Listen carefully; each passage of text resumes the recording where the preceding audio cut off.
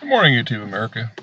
In my continuing series of World Building 101 for new game masters or old game masters looking for some new twists on things, one of the topics I'd like to talk about is your basic dungeon. A lot of people create these things with a little rhyme or reason. It just becomes basically what we like to call a dungeon crawl. Uh, Rooms and a maze and interconnecting hallways and so on and so forth. But take a moment and consider a theme. Most dungeons, if you think about it, are either underground complexes that were created by a religion or a race or a specific people at some point in the past history of your world to use as defense or for storage or for nefarious purposes. It can vary. They don't just generally turn into. Now, I suppose a natural cavern system might be the exception to the rule, but generally speaking, there was a reason for when these things were constructed. A lot of them should be in slightly shabby condition, depending on their age. The older they are, the less reliable they should be. That's in and of itself adventures right there. If you take that into consideration, a lot of my campaigns with dealing with underground settings, especially the traditional dungeon, I like to take into account that maybe 1 out of 10 encounters is dealing with the environment itself. Wall collapses, the floor partially gives way, or an area where that's already occurred, and in order to get through to the next section, they have to do some digging or some MacGyvering, as I call it, thinking outside the box, which is a good way to gain some experience and not necessarily face an overly daunting hazard damage-wise. I mean, it could be the other way around. If all could be crossing a floor and it opens up and it turns out there's a chasm below or a 50-foot drop to it because you're above a major cavern or hall or something like that. But when I look at this sort of thing, I'd ask myself, what was the original purpose of this thing, and how long ago was it? And then I ask myself, how many previous groups of whatevers have occupied this thing? Have they altered it? Have they made modifications to it? Have they left some nasty traps behind or other nasty things behind, hidden catches and stuff? And then, for one reason or another, their purpose was served, or time came by, or another venturing group cleaned them out, and years or centuries, millennia perhaps, have gone by, and another group, so forth. Generally speaking, though, if an underground complex was created for defense, it would have defensive mindsets. You'd find barracks, and you might find a kitchen, find plenty of storerooms, and maybe an armory or two, and multiple access to the surface, many of them hidden and concealed, and internal defensive areas, making it easy to defend against the foe that this was built to defend against. If it's a religious environment, it might have been the basement complex of a temple that's now a ruin above or no longer in existence. It might have been wiped out by a natural occurrence or a magical occurrence.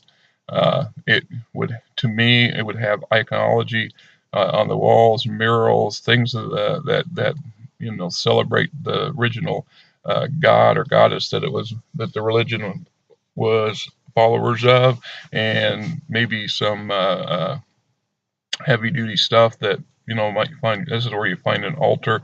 Generally speaking, you don't just find a random cavern series of caverns slash handcrafted tunnels with a collage of everything. Now, that's not saying that it's not impossible. It's possible. I mean, it's just unusual to me. That reeks of somebody with the not thinking out too well. And it's like world building. In general, I'm not saying go out and develop a really thick backstory for your underground environment, but take that in consideration.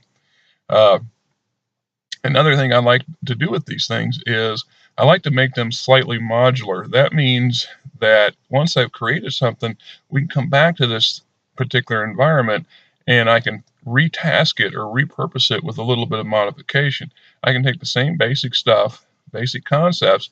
And once what was once a dragon's lair becomes the headquarters for a rebel group of spellcasters or an evil necromancer or whatever, with just a little bit of a change of who's who that's occupying the thing, and maybe a little some of this basic, uh, you know, iconology or symbology that you find carved into the walls and painted on the ceilings and so on and so forth. Another way to alter things, of course, is the natural cave-ins and things like this. So you can easily change up, but reuse the stuff that you've made a lot of effort to make. That's something that's been an experience of mine where you make, as a GM, you go and you spend a lot of time to make a fairly decent environment for your players, and you spend one or two, maybe several game sessions going through it, and then you move on to the next thing, and this gets shoved into a folder, wadded up and thrown away. Excuse me.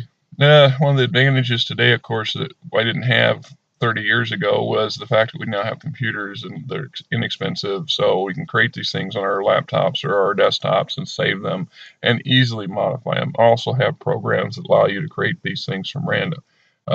I've seen one or two of those, and they have some uses. I have some. I think there's some detractions to them too, but that's from a personal perspective, mostly because I'm old school. I've done things by paper and pen for many, many decades, and that's just the way things should work as far as I'm concerned. There's a personal touch involved there, mistakes included. Anyway, the concept of this random dungeon is actually pretty common theme, unfortunately, in a lot of games. You just walk in and you go 50 feet and you run into this, and then you go 10 feet and you run into that. And I have to ask myself, how is it that bugbears and beholders or goblins and giant subterranean lizards are all living in the same environment without preying on each other or destroying each other? I mean, in the case of a beholder, a single beholder or a small clan of them could have some servants, hence the bugbears and maybe goblins and so forth. The goblins might have somehow managed to tame or to control these subterranean lizards and turn them to their advantage, or they live in niche areas of the cavern system or the dungeon system that these big lizards can't reach. So the goblins learn to circumvent their lairs and their hunting areas for their own safety, but take comfort or take advantage of the fact that these big things are nearby, and it's a deterrent to other nasty things.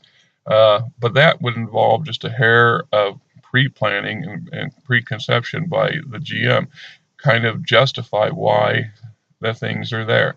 If you go in and you've got living fungus and you've got spore-based puddings and things like that cohabiting with a group of gray dwarves, the dwarves must be either harvesting, eating, consuming, or battling these things.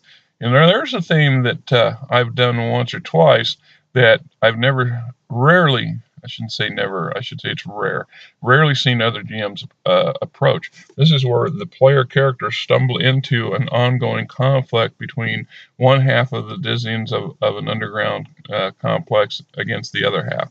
The original or the older defender or occupants are now defending themselves against intruders or vice versa. I think if I recall right, I had an orc community that was dealing with an invasion of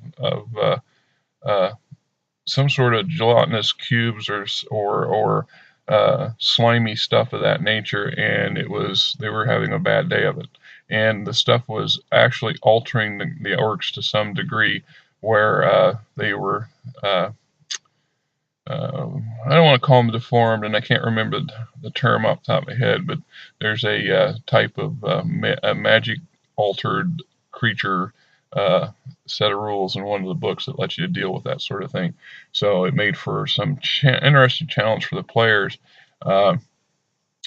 If I recall right, the players decided to get out of the caverns as fast as they could because they just didn't know how to deal with most of what was coming down the tunnels at them.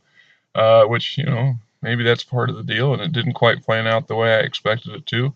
That's in and of itself a challenge for a GM. A lot of times, your players are going to do things and create and think of alternative plans that you have not figured out yourself, you not expected them to do, and you might find hours worth of work basically sitting untapped on your notebook or in your laptop because they didn't go down that tunnel or they couldn't reach that level of the dungeon.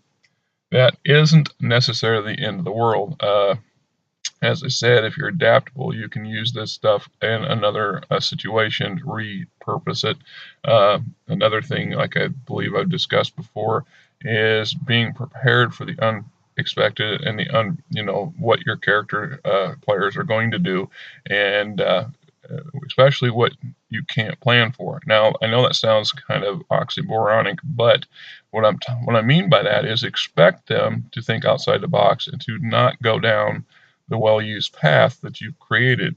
With that in mind, you can redirect your environment so that they still stumble into the core of what you've done your work on. So if they've decided we don't want to deal with this and they run around and attack, trying to wake, excuse me, I hate this first thing in the morning stuff. I'm just trying to get used to it still. It's my schedule, work some nights, work some days. It just all blends together. And as I was saying, if they run and they decide to leave your environment and all your hard work behind, have your environment turn around and twist and redirect them so they run right into the heart of what it is you were trying to get them to in the first place. More than one entrance to, the bad guys, so to speak. Or, and I've done this too, I've had the bad guys come after them. Yeah, you know, leave my dungeon, I'm coming after you. What are you doing breaking into my house? So, they want some payback. They want some vengeance. Maybe they mistook the intentions of these people. Or maybe something internal happened and the player characters just got blamed for it. So, because they were a convenient political tool for some faction within the group that's occupying the tunnels or the underground complex. Now, as I was saying, themes. I'm a big fan of themes, big themes and little themes. An overall theme of, players doing this is what the player's ultimate end goal is, and then the smaller themes in between. A recent game that I did was I had two guys that were two players, so there wasn't that's a challenge. A good group is 3 to 5 people, but a lot of times you don't have the option of having that many people. In my case, I had 2 players for about a year and a half. We just couldn't expand on it. I mean, it wasn't for the lack of people being around; they just weren't interested. So, what are you going to do? I'm not going to wave a flag and put up a big sign going, "Hey, hey, hey, come over here." So I come up with a theme that I thought was kind of interesting, and I call it 2 dwarves and a wagon. Now, I took 2 guys and I said, all right, you're going to start as first level dwarves, and you're basically driver guards, you're teamsters. You're being hired by a local merchant in your dwarven citadel to drive his wagon to some outlying villages to deliver goods and pick goods up. And they looked at me like, what? And I said, yeah, just go with it for a minute. We'll see how it goes. And I created a region of my world in a mountainous area, and I created a handful of villages, and I speckled it with a few bad guys, mostly keeping in mind that most monsters and creatures would not have within 50 miles of a dwarven citadel would not have a well-established base of operations because the dwarves wouldn't tolerate it. On the other hand, roving groups of goblinoids and the rogue characters and rogue monsters, well, that's just the nature of the environment of the world that people live in. The dwarven patrols do their best, but they can't keep everything out. And some things they don't bother to keep out because it's either not worth their time or it's just it's less this beastie affects them directly. It's just better off to leave them alone. Anyway, so my characters started traveling between the main citadel and these outlying villages, and they made several in the game session of well over a year. They had made several circuits back and forth, And at the beginning, it was just dealing with a rival Teamster group that was sabotaging their wagon or trying to steal their stuff or setting, traps, deadfalls, that kind of stuff. Others was trying to find ways to generate some funds on the side because as Teamsters, they didn't get paid a whole lot. And you're not going to get a lot of loot and things like that driving a wagon up and down the road. On the other hand, there was opportunities to gather rare herbs and substances. They were approached by other merchants saying, if you happen to be in this vicinity of that thing, go scoop up some of that stuff or go bring me some of those leaves or whatever. And in and of itself, that could be, a bit of an adventure.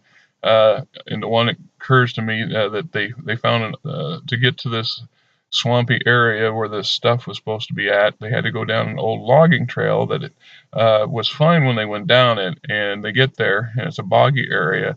They turn out to be what was left of a small graveyard, and they were attacked by a couple of undead things during the night. They dealt with that. They harvested the stuff, and then they were on their way back out. And there was overnight there was a thunderstorm, and it knocked down several trees. So they had to MacGyver their way in their wagon past these trees. One they could cut down, one was just too big. So, there was the challenges of the skill sets that I put in front of them, and not a hack and slash moment or a need to really puzzle your way out of something. Uh, you know, that is what I'm talking about by utilizing all the different nuances of the Dungeons and Dragons world. And the guys loved it. They got into it. Their characters developed. As their characters developed, they modified themselves. They modified their wagons. Go on and go forward. You know, uh, it's a great thing. Well, I hope to talk again soon in another session. I think one of the things I'd like to bring up is uh, leveling up your NPCs or your characters and your NPCs uh, animal companions. I think the books don't do that justice, and I don't think a lot of people take that into account. So we'll talk about that here in another session.